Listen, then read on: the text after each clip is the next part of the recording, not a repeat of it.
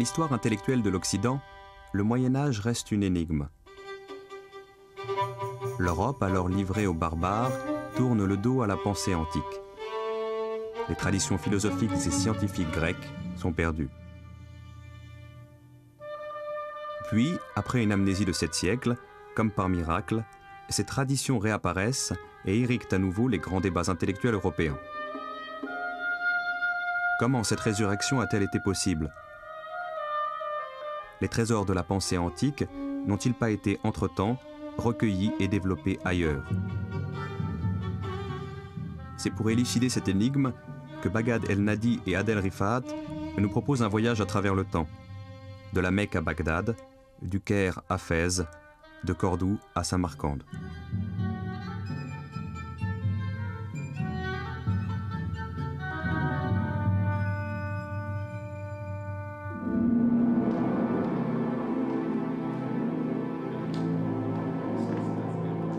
La chute de Rome en l'an 476 après Jésus-Christ, c'est la disparition de l'État, la ruine des grandes villes, le recul dramatique de l'écriture, l'effacement de la mémoire collective européenne.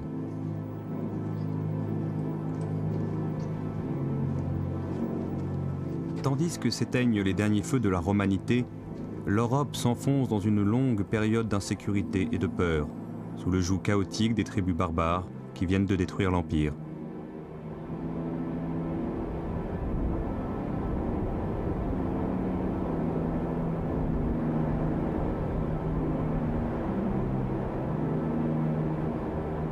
La forêt redevient maîtresse du paysage, où l'espace cultivé retombe à 4%.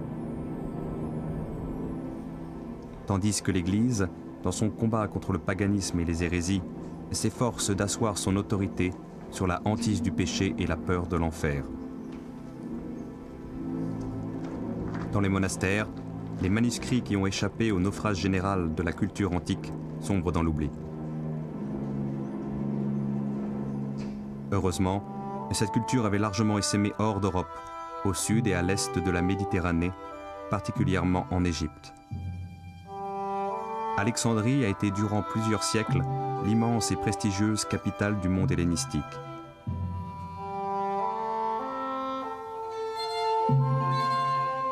Son université, son académie, sa bibliothèque qui compta jusqu'à 700 000 volumes ont attiré les plus grands savants, Ptolémée, Archimède, Euclide, Hippocrate, Galien, jusqu'à Philon et l'école néoplatonicienne.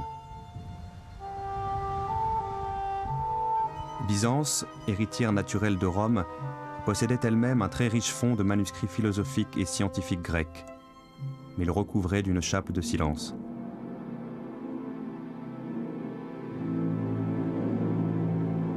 En proie à des crises religieuses récurrentes, elle ne se souciait pas d'entretenir de libres débats philosophiques, mais de consolider les dogmes du christianisme orthodoxe.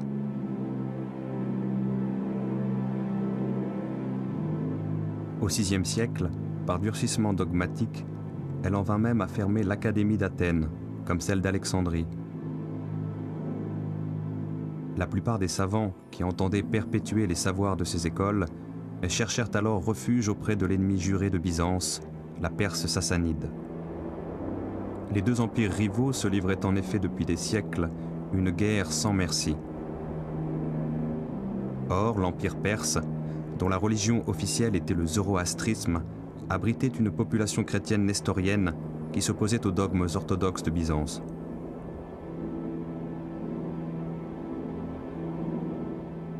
Cette rivalité doctrinale allait favoriser la survie en Perse de la tradition philosophique grecque, mais une survie au ralenti, comme en veilleuse, en attendant un souffle nouveau. Ce souffle allait venir de là où personne ne l'attendait, de la lointaine Arabie.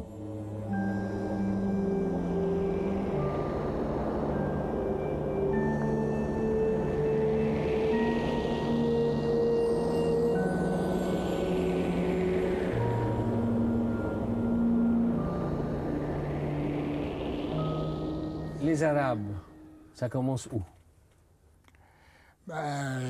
Personne ne sait, mais la plus ancienne attestation, c'est vers 800, 850, je crois, avant Jésus-Christ, une bataille Karkar en Syrie, où il y avait une coalition de différents petits royaumes de l'époque, parmi lesquels il y avait, je ne me rappelle plus, 500 ou 800 chameliers arabes. Et c'est là qu'on voit le mot arabe pour la première fois pour désigner un peuple du côté de la Syrie-Palestine par là. En somme, chaque tribu jouait le rôle d'une nation, d'un peuple maintenant. C'était une unité. Alors il y avait quelques institutions communes, comme il commence à y en avoir en Europe. La langue était commune pour la plupart, les 3/4 du pays. Ensuite, il y avait la littérature orale, la poésie surtout. Et il y avait ça, il y avait le calendrier. Il y avait une tribu qui était chargée d'établir un calendrier à peu près commun, puisque c'était l'année lunaire, ça variait beaucoup suivant les tribus et tout. Alors bon, il y en avait fait une règle fixe. Au moins, ça avait l'avantage de fixer la date des foires. Il y avait des tribus tout à fait nomades, puis il y avait des semi-nomades, et il y avait, comme dans toutes les sociétés nomades, il y avait des cités, des villes caravanières.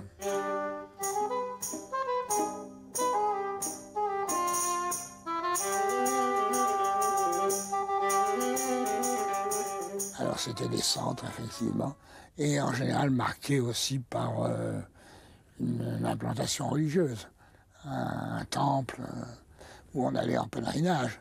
Alors nous avons le fameux pèlerinage de la Mecque qui dure jusqu'à maintenant, une fois qu'il a été islamisé, le Hajj. Mais nous savons, le Hajj c'est un mot sémitique général, c'est dit Hag en hébreu, qui veut dire fête, tout simplement.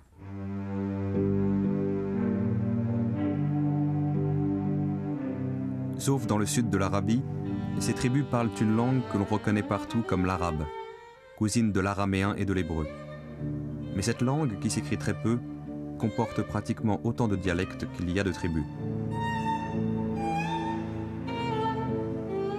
Et certaines de ces tribus ont débordé la péninsule vers le nord, pour constituer 2 petits royaumes, l'un vassal de Byzance et l'autre de la Perse. Ces 2 royaumes ont longtemps constitué des carrefours caravaniers prospères, permettant vaille que vaille la poursuite du commerce entre les 2 empires ennemis, et au-delà, entre l'Asie centrale et le nord de l'Europe.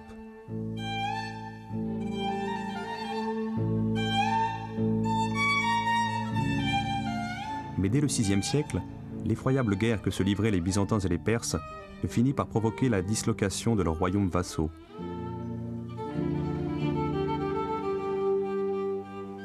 C'est alors que le grand commerce intercontinental se chercha une base d'appui épargnée par la guerre, plus au sud, à l'intérieur même de la péninsule arabique.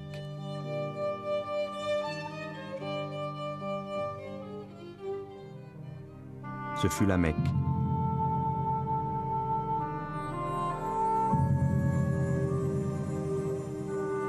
La Mecque est depuis des siècles un lieu de pèlerinage, où de nombreuses tribus polythéistes font momentanément taire leurs querelles 1 fois par an pour vénérer ensemble la pierre noire. C'est un espace de paix, de négociation, où les grandes caravanes trouvent le havre idéal qu'elles cherchent. La Mecque connaîtra alors une brusque et considérable prospérité qui fait vaciller les valeurs de solidarité tribale en même temps que les vieilles traditions polythéistes.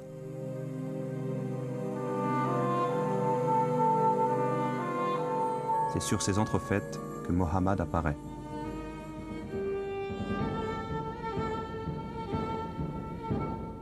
Issu d'une branche pauvre de l'une des grandes familles mécoises, Mohammed a commencé par gérer le commerce florissant de sa femme et à ce titre a voyagé à la tête de différentes caravanes, au cours desquelles il a eu des rencontres enrichissantes et qui l'ont notamment sensibilisé aux messages juifs et chrétiens.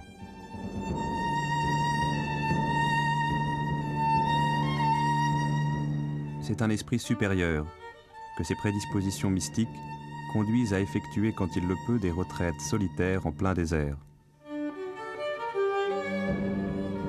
Dans une grotte devenue fameuse, un jour de l'an 610, alors qu'il a atteint la quarantaine, il est visité par l'ange Gabriel, qui lui enjoint de prêcher une nouvelle religion.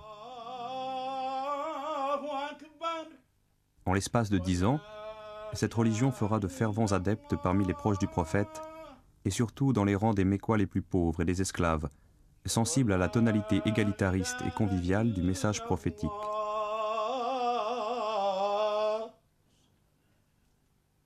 Les grands notables auxquels Mohammed reproche ouvertement leur rapacité et leur indifférence au sort des plus faibles vont réagir de plus en plus violemment, en harcelant certains des adhérents à la nouvelle religion.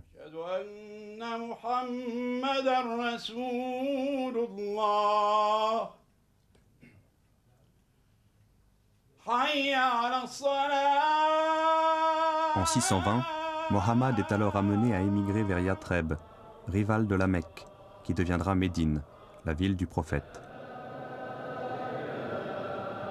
C'est là qu'il posera les fondements d'une cité conforme à la nouvelle religion. L'islam est un monothéisme épuré à l'extrême, sans clergé ni rituel compliqué.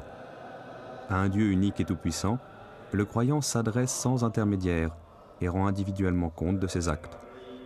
L'islam s'adresse ainsi à la conscience personnelle de chacun pour en appeler par-delà les frontières familiales et tribales à l'unité du genre humain.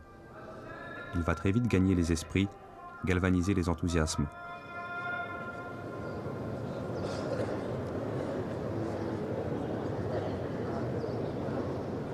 Mohammed se sent bientôt assez fort pour déclarer la guerre à la Mecque, établir contre elle des alliances tribales de plus en plus larges, séduire quelques-unes des personnalités mécoises les plus marquantes, et finalement conquérir la ville, sans même avoir à lui livrer d'ultimes batailles. Il mourra peu après. Bon, il y a la prophétie, il y a l'islam, et en quelques décennies, quelque chose se met en marche. Oui. Et comment penser cette chose, justement, cet élan assez exceptionnel? Eh bien, c'est assez difficile à trouver l'explication. Alors évidemment, il y a l'explication miraculeuse, celle de l'islam traditionnel. C'était Allah, qui est Dieu, qui a voulu cela. Et il y a d'autres explications d'après les circonstances historiques et la valeur que ça avait pour unifier un certain nombre de tribus autour d'un message commun, de valeurs communes, etc., d'un côté, et puis les personnalités jouent un grand rôle, le génie de celui qui avait lancé ça, c'est-à-dire le prophète Mohammed, Mahomet en français, et qui l'avait fait en plus avec des dons de poète, dans un langage qui avait beaucoup frappé. Les principales tribus de la péninsule sont réconciliées entre elles par une foi qui soulève des montagnes, par un modèle d'organisation politique souple et efficace. Elles éprouvent un irrésistible besoin d'expansion territoriale, pour faire rayonner leur nouvelle foi, mais aussi pour déployer à l'extérieur l'énergie et le dynamisme qu'elles n'ont plus le droit d'exprimer les unes contre les autres. Grâce à l'autodiscipline de leurs troupes, au commandement inspiré de nombre de leurs chefs, au déclin déjà avancé des empires auxquels elles s'attaquent, leurs victoires sur tous les fronts sont foudroyantes.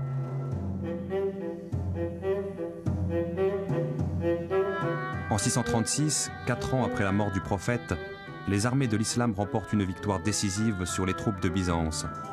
Et dès l'année suivante, en 637, infligent aux Perses sassanides une défaite dont ils ne se relèveront pas.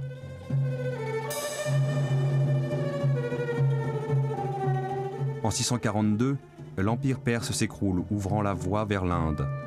De son côté, Byzance perd la Syrie, la Palestine, l'Égypte, ouvrant la voie à l'Afrique du Nord.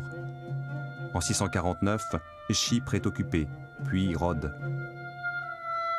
Cet islam, Jacques Berck le salue comme un système qui, à une époque de lassitude du monde, voulut lui rendre sa jeunesse.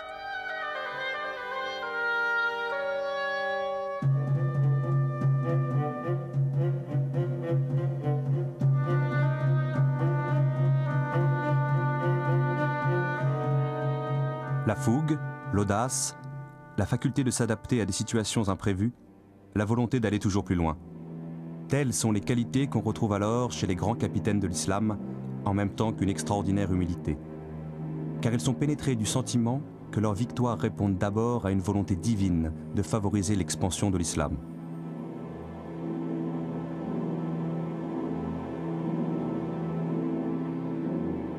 C'est ainsi que s'explique l'extraordinaire humilité avec laquelle ces capitaines se comportent vis-à-vis des califes, successeurs immédiats du prophète. Le destin de Khalid ibn al-Walid est à cet égard exemplaire.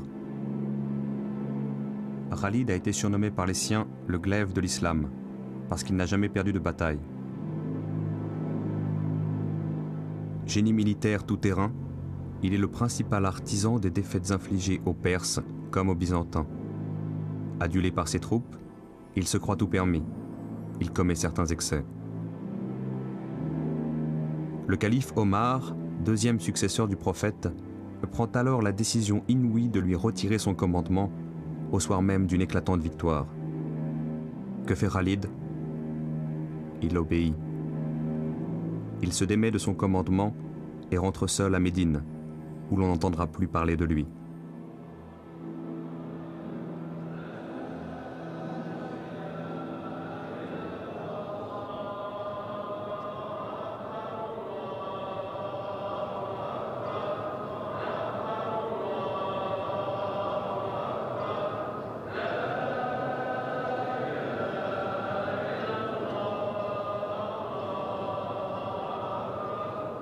La force nouvelle que l'islam insuffle aux Arabes tient au contenu comme à la forme du message prophétique. Par le lien original qu'il établit entre la toute-puissance divine et la marge d'initiative humaine, l'islam incite le croyant à l'action et lui offre une destinée possible sur la terre.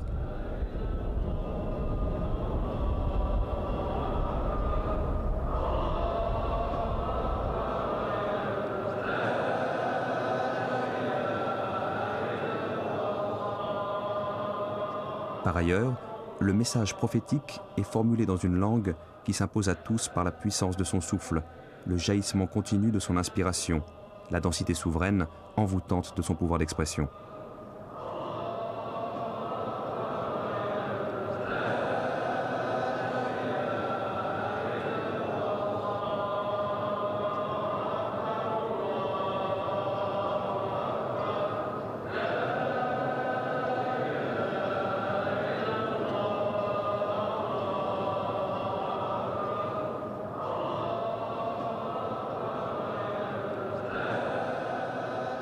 Ce message transmis oralement commence à s'éparpiller après la mort du prophète, entre des compagnons et des témoins dont certains ont appris les textes par cœur.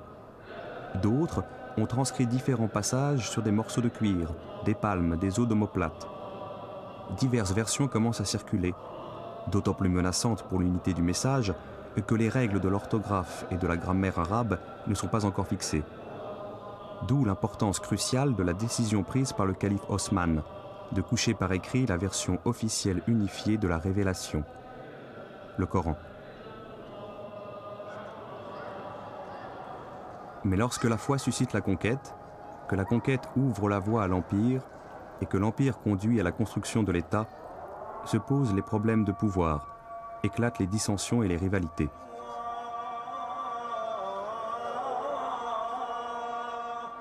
Une période s'ouvre où l'idéalisme religieux s'oppose au réalisme politique, où les divergences doctrinales se mêlent aux intérêts claniques.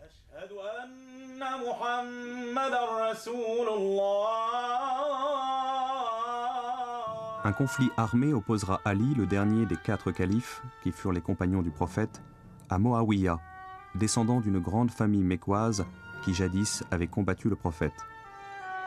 Et c'est Moawiya qui l'emporte et s'empare du pouvoir.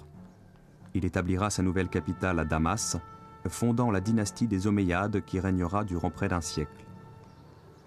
Mais si les musulmans connaissent leurs premiers conflits internes, les rapports qu'ils entretiennent avec les autres communautés religieuses sont empreints d'une étonnante bienveillance.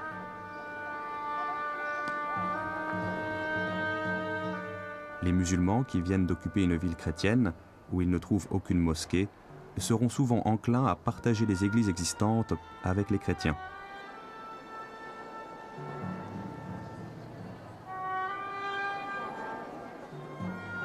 Ces derniers assistent à une messe le dimanche, là même où les musulmans auront conduit la prière du vendredi.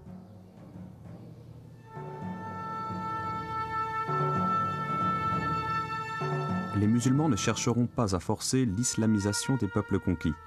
Au contraire, ils protégeront les autres cultes en se contentant de les soumettre à un impôt unique, la jizya.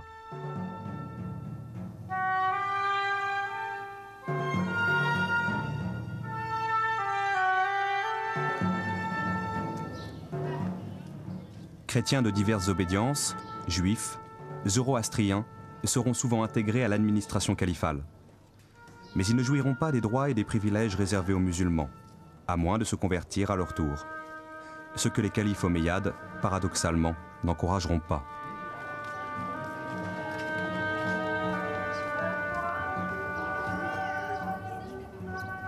Car une question cruciale pour le destin de l'Empire commence alors à se poser.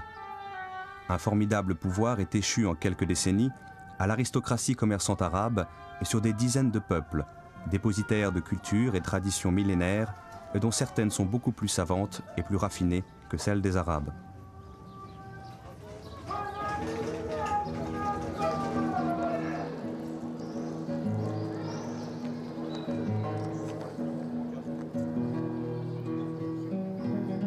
Les Omeyyades vont-ils imposer à tous ces peuples un statut d'infériorité permanente vis-à-vis des Arabes? Ou, au contraire, leur offrir par la voie de l'islamisation et de l'arabisation de participer à part entière à ce pouvoir?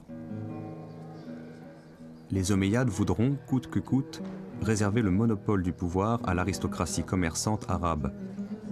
Ils verront se dresser contre eux une dynastie arabe rivale, celle des Abbassides, alliée aux éléments non arabes, revendiquant une égalité de statut que le Coran leur reconnaît expressément. Or, le Coran, désormais recopié à des dizaines de milliers d'exemplaires, est entre toutes les mains. Et chaque musulman est tenu de le lire, de l'étudier, de l'interpréter selon sa raison. Les jours de la dynastie omeyyade sont dès lors comptés.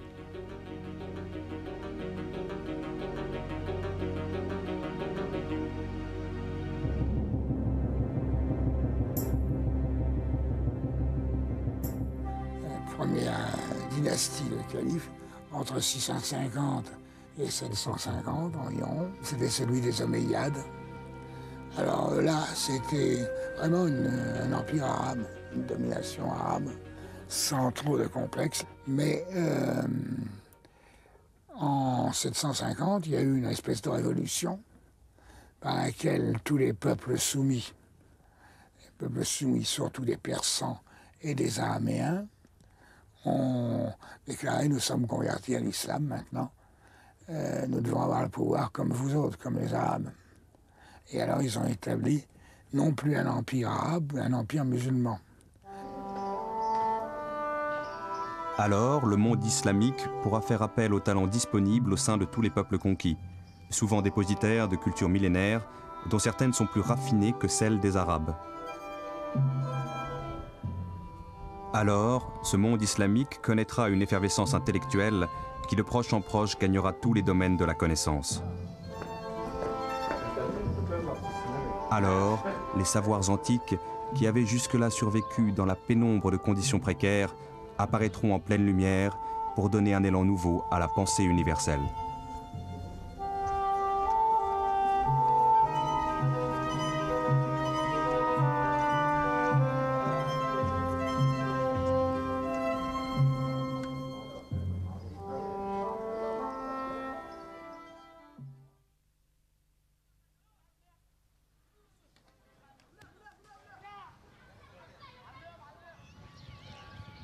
Dans la petite ville syrienne de Raqqa, le souvenir de l'âge d'or de l'islam est encore vivant. On le retrouve dans les ruines d'une cité construite au 8e siècle comme une réplique en miniature de la prestigieuse Bagdad. Ce souvenir est aussi entretenu aujourd'hui dans les manuels scolaires, comme le rappellent ces enfants rencontrés par hasard.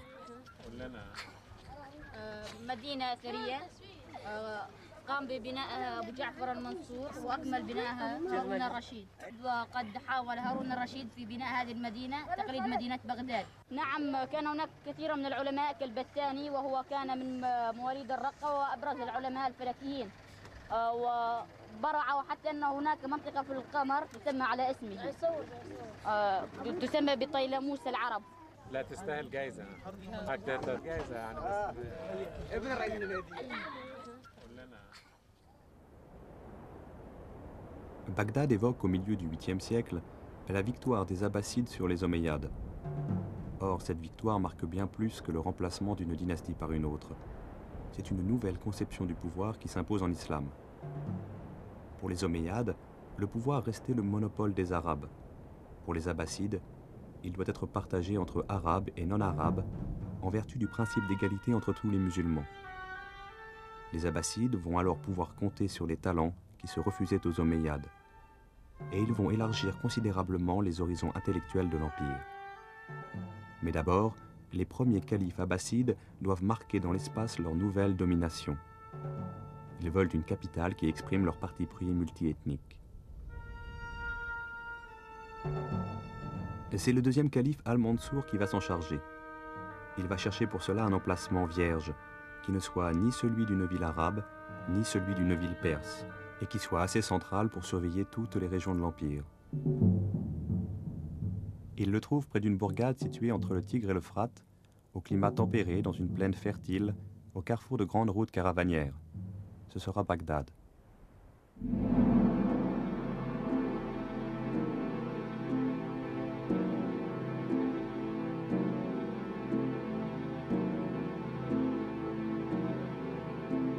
La ville ronde a été construite sous la direction de 4 architectes. 100 000 artisans y ont participé, venus de tous les coins de l'Empire, pour exprimer à la fois leur allégeance politique et l'entrelacement harmonieux de leurs traditions et de leurs techniques. Ce gigantesque chantier a été achevé en 3 ans. Bagdad comptera jusqu'à 1 million d'habitants, d'origines et de religions diverses. À la même époque, Rome, la ville la plus peuplée d'Occident, ne comptera que 30 000 habitants, et Paris, guère plus de 5 000. Mais nous ne pouvons plus rien voir aujourd'hui de la capitale abbasside. Construite en briques, plusieurs fois abîmée ou détruite puis reconstruite, elle disparaîtra définitivement lors des invasions mongoles au XIIIe siècle.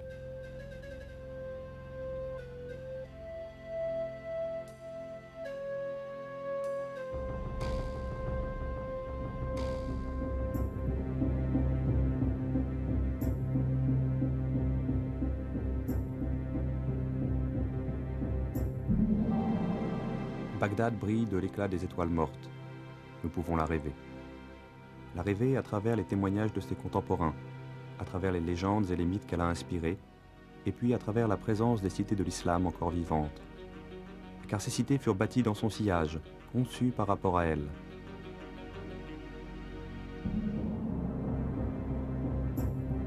Bien après s'être évanouie, la splendeur de Bagdad continue de hanter les palais du Caire, les jardins de Grenade, les mosquées de Fès ou d'Ispahan, les médersas de Samarcande.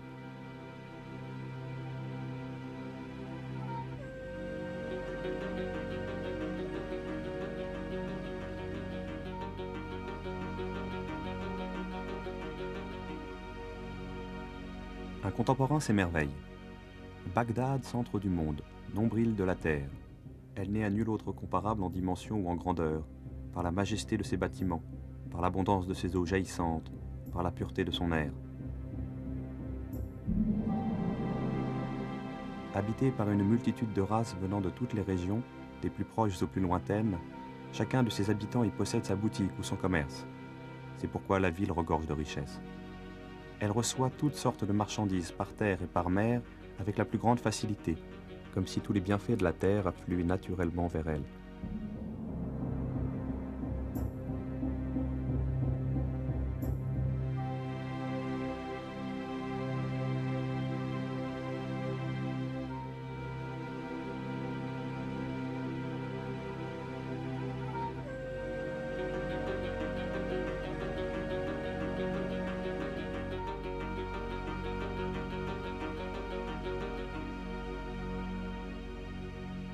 Bagdad est ainsi devenue la capitale mythique des 1001 nuits.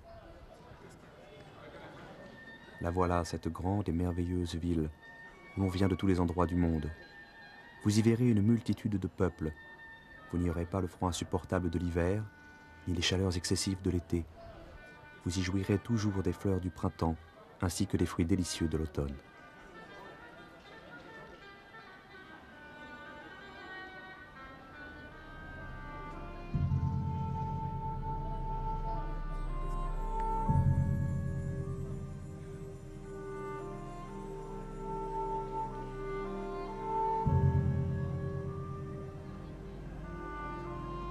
Mais Bagdad n'est pas là que pour étonner ou séduire. Elle est là pour gouverner le monde.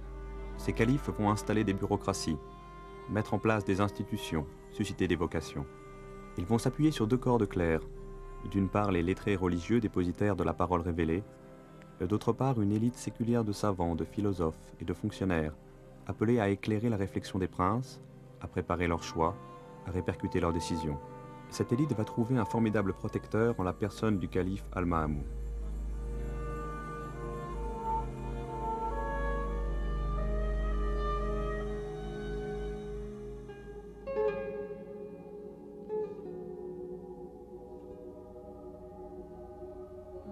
C'est Al-Ma'amoun qui a écrit la page la plus brillante de l'histoire intellectuelle de l'islam.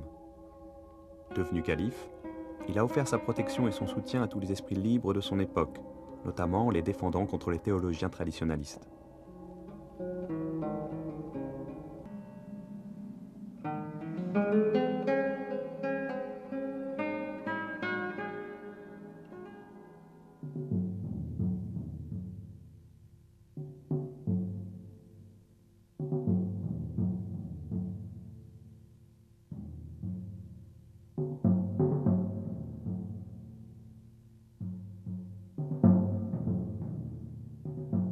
Plus qu'aucun autre, Al-Ma'amoun a pris la mesure du défi posé au califat.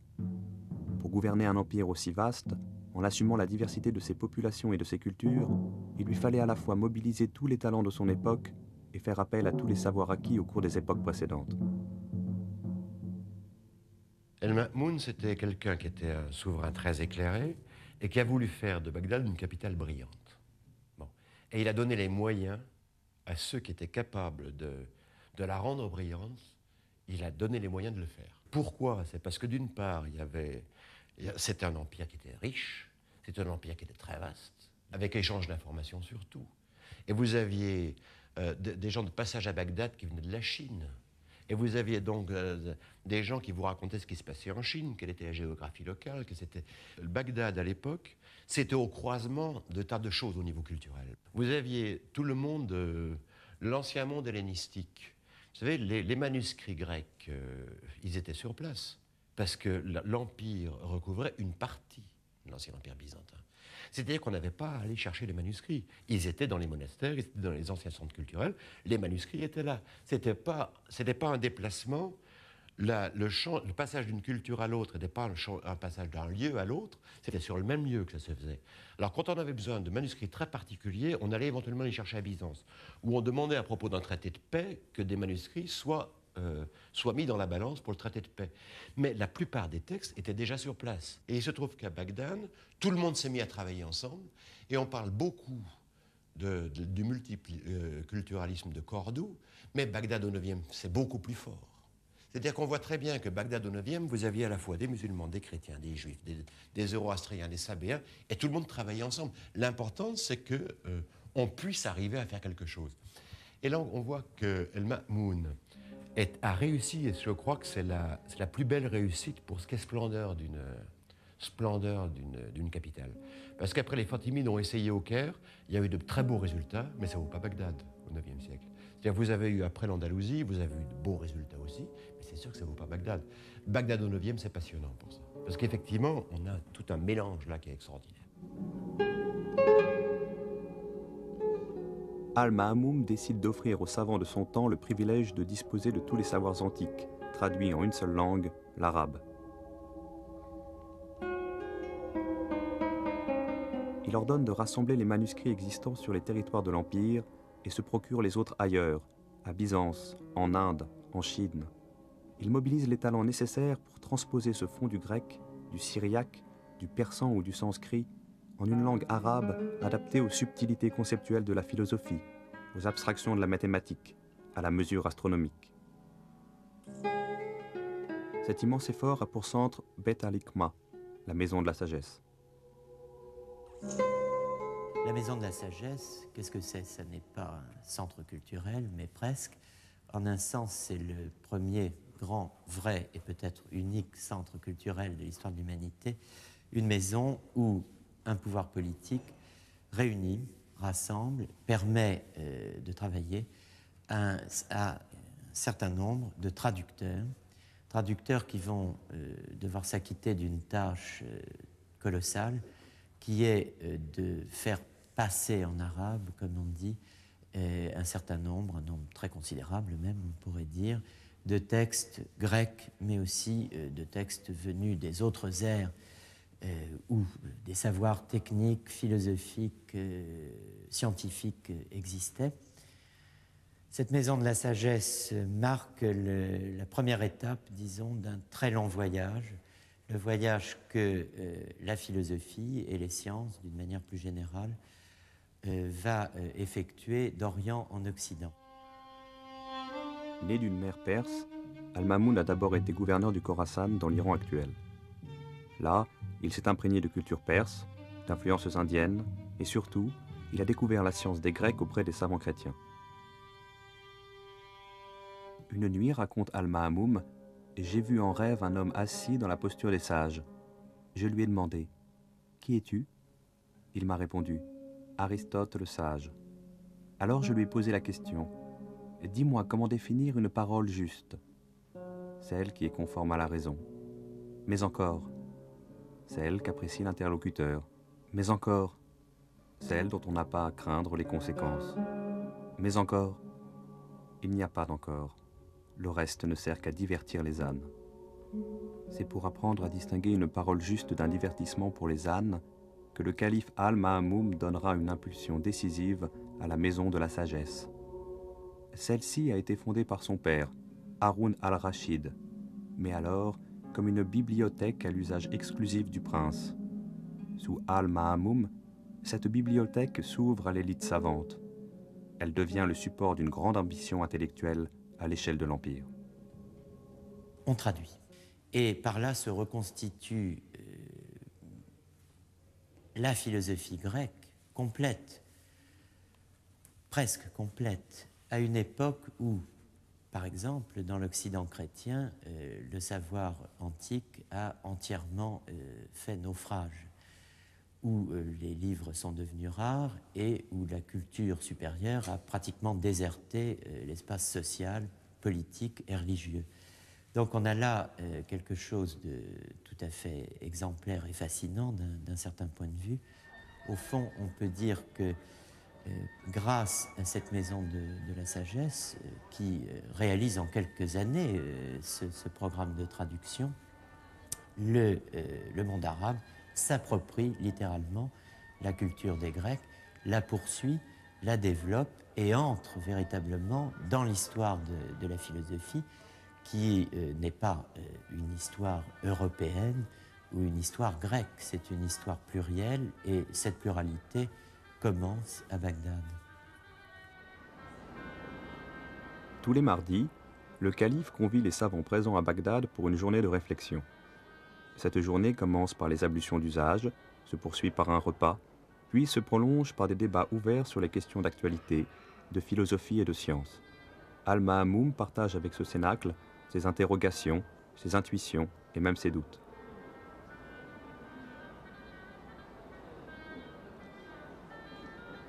La maison de la sagesse de Bagdad devient un exemple à suivre. Elle essaime dans de nombreuses villes de l'islam, et cette fois non seulement chez les princes, mais aussi chez de grands notables, des hommes de culture, des médecins. De la bibliothèque royale, on passe à la bibliothèque publique, puis à la bibliothèque privée.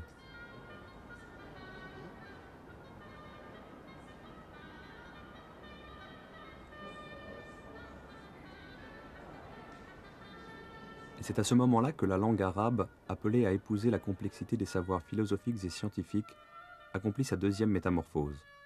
Le message prophétique a donné à cette langue sa puissance incantatoire. Les grammairiens du IXe siècle vont apporter à son répertoire profane une richesse et une rigueur exceptionnelles.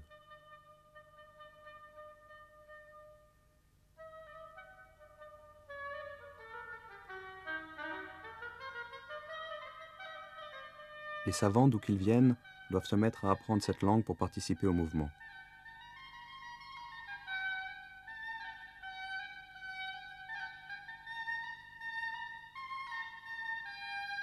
Al-Biruni raconte « J'ai été élevé dans une langue, celle du Khorezm, où la science se trouverait aussi à l'étroit qu'un chameau dans une gouttière. Je me suis donc mis à apprendre l'arabe et le persan. Mais notre religion et l'Empire sont arabes. C'est pourquoi les sciences de toutes les régions du monde ont été traduites dans la langue des Arabes. Aussi se sont-elles embellies, ont-elles pénétré les cœurs, et la beauté de la langue a coulé dans les veines et les artères de tous.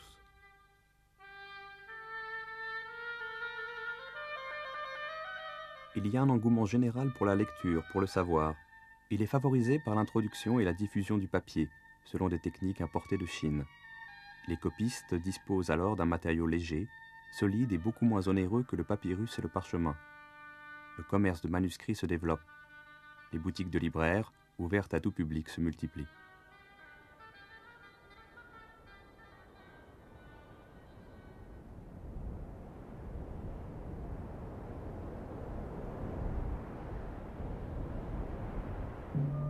Le livre devient le vecteur d'un mouvement intellectuel qui touche à tous les domaines du savoir.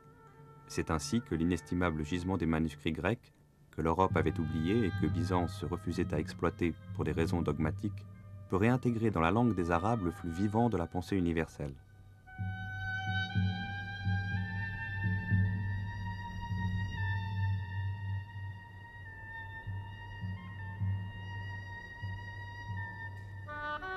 On assiste à l'émergence d'une figure prestigieuse, celle du savant total, de l'érudit tout-terrain, à la fois grand voyageur, philosophe, musicien, mathématicien, astronome. Précurseur des encyclopédistes du XVIIIe siècle, ces savants abordent librement tous les sujets intéressant les fondements de la cité, en même temps qu'ils pratiquent la médecine, la chimie ou la botanique.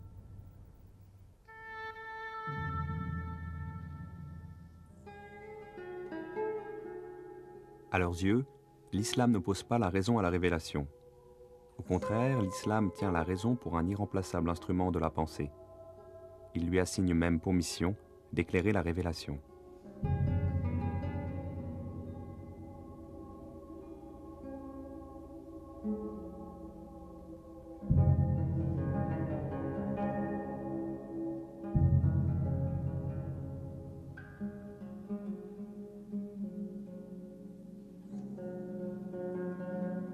L'islam ne se présente pas comme une religion irrationnelle. Il y a des aspects dans le Coran, c'est bien connu, qui prônent la réflexion. Et les sciences islamiques s'étaient déjà formées, étaient rompues à la discussion, etc. Donc ce n'était pas... il y avait toute une armature rationnelle. Mahmoud, il a voulu, je pense, si on prend le problème de ce point de vue-là, sa décision politico-culturelle a consisté à introduire un usage de la raison que les musulmans n'avaient pas inventé, qui avait été inventé par d'autres, mais qui pouvait avoir son intérêt. Et ce qui me confirme dans cette idée, c'est un passage d'ailleurs assez connu du philosophe Al-Kindi, qui a été d'ailleurs très bien en cours auprès de Mahmoud. Au début de son livre de la philosophie première, il donne son programme, et son programme philosophique, son programme de philosophe, c'est de rassembler tout ce que les philosophes ont trouvé dans les temps précédents, de faire passer cela en arabe, de le mettre à la portée de l'époque, et de cette façon-là, de compléter la philosophie. Et qu'est-ce que ça veut dire compléter la philosophie? On le voit par l'intention générale de son œuvre, c'est retrouver ce qui a été inspiré aux prophètes d'un seul coup, et que les hommes mettent des siècles à retrouver.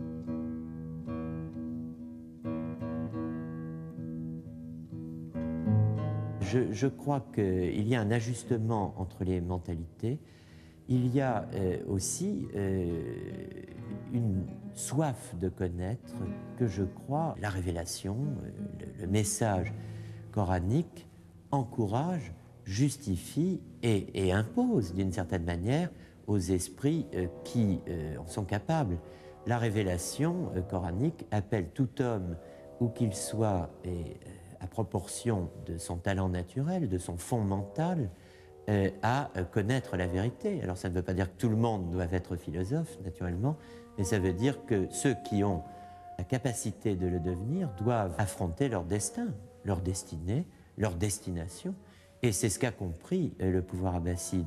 C'est ce que met en œuvre cette maison de la sagesse. C'est une maison pour les sages, bien entendu, faite par des sages, pour des sages, mais c'est une maison qui, au fond, va devenir un foyer pour l'humanité entière, parce que qu'on soit à un bout ou à l'autre de cet immense empire, on peut en recevoir finalement quelques lumières, si on y est appelé. Donc je crois que là, il y a une rencontre heureuse, rare, précaire, entre le message religieux et finalement la situation de l'époque, dans tous ses aspects. Il y a des savants pour faire de la science, il y a les moyens économiques d'organiser la circulation des échanges, et puis il y a la volonté politique de le faire. Ces trois conditions sont rarement réunies, hélas, à toutes les époques de l'histoire.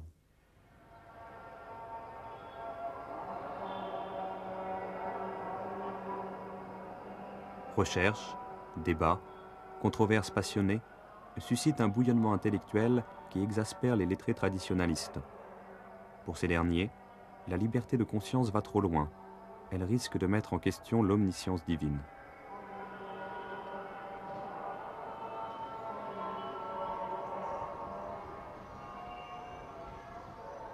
Un de ces lettrés, Ibn Qutayba, ridiculise en ces termes les intellectuels laïcs. Le fin du fin, pour eux, est de lire des choses sur la marche des astres, de s'intéresser à la logique, alors qu'ils ne comprennent rien à la loi de Dieu.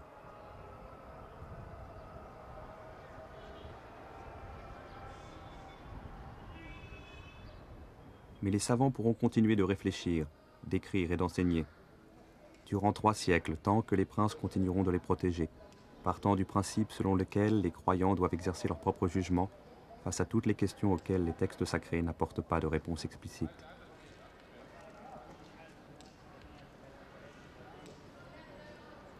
Le vrai titre de gloire de Bagdad au cours de cet âge d'or, il est là. C'est d'avoir osé penser que l'homme pouvait accéder, par l'expérience et la raison, à des vérités qui, loin d'insulter à la parole de Dieu, permettaient au contraire de l'éclairer. Que les savoirs profanes, acquis ici-bas, convergeaient naturellement vers cette parole, comme vers leur clé de voûte, dans le ciel.